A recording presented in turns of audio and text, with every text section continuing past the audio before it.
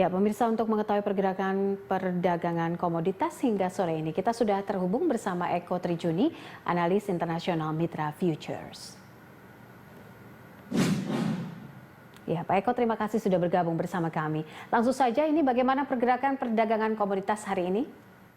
Oke, sampai dengan saat ini perdagangan multilateral komoditas masih didominasi oleh kopi Robusta ya dengan volume transaksi 5.200 lot. Lalu diikuti oleh gold dengan volume transaksi 4.772 lot. Nah, untuk transaksi bilateral masih dikuasai oleh local London dengan 15.460 lot hingga saat ini. Demikian, Mbak Popi. Oke, lalu bagaimana peluang untuk Arabica, kakao dan juga olein misalnya? Kalau untuk kita lihat sepekan terakhir ini ya, harganya cenderung meningkat itu kopi Robusta ya. Kemungkinan karena permintaan meningkat selama bulan Ramadan bisa. Di sisi lain Arabica justru cenderung turun dalam sepekan terakhir ini. Tapi untuk jangka panjang saya kira perlu juga memperhatikan dampak COVID-19 ya. Untuk kopi sendiri, International Coffee Organization itu kasih laporan bahwa permintaan kopi itu turun sekitar 0,95%.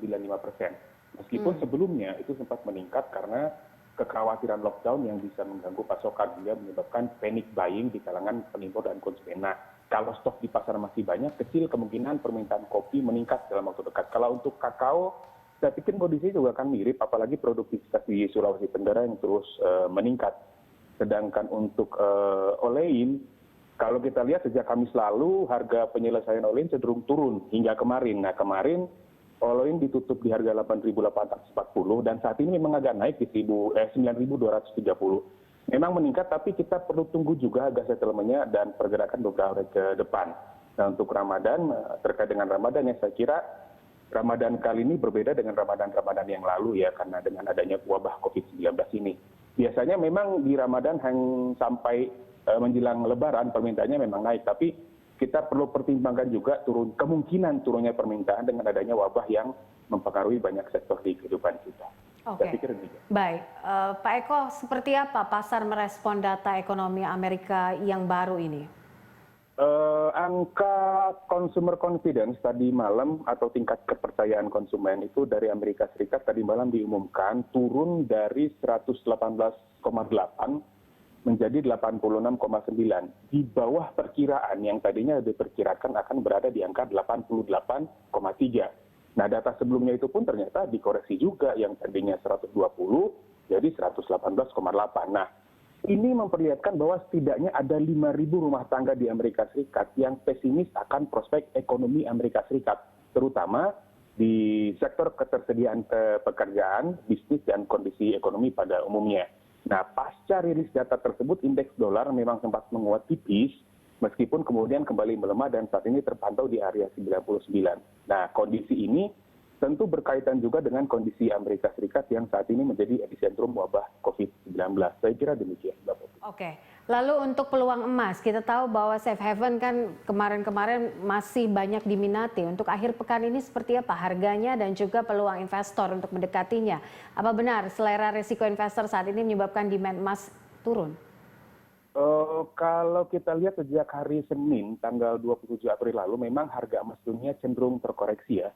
Dalam podcast saya di YouTube tanggal 27 April juga saya mengatakan ada kemungkinan koreksi ke area 1.679-an dolar per troy ounce. Koreksi memang terjadi setelah itu, meskipun belum mencapai harga 1.679 itu, karena ternyata secara teknikal ada support juga di area 1.690.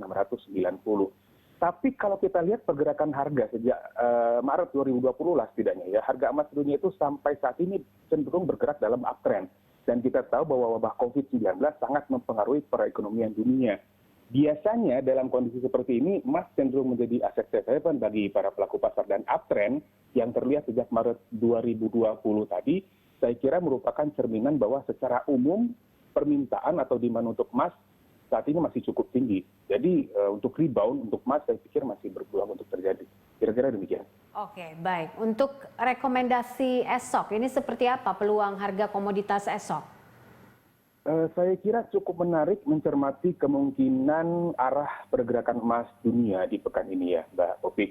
Kondisi ekonomi global masih belum pasti, kita tahu itu terkait COVID dan lain-lain, dan biasanya ini secara umum akan diikuti oleh penguatan harga emas. Secara teknikal juga kita tadi sudah sempat singgung masih berada dalam uptrend untuk long term, dan untuk pekan ini dalam analisa teknikal saya selama harga tidak tembus ke bawah $1.636 per troy ounce, saya kira masih ada peluang untuk rebound ke kisaran 1.745 sampai 1.790 dolar per troy ounce. Tetapi kalau ternyata nanti berhasil tembus ke bawah 1.636, ada kemungkinan emas akan tertekan hingga kisaran 1.610 atau hingga 1.570 dolar per troy ounce. Demikian Mbak Popi. Baik, terima kasih atas informasi dan juga analisanya Pak Eko Trijuni, Head Analis Internasional Mitra Future.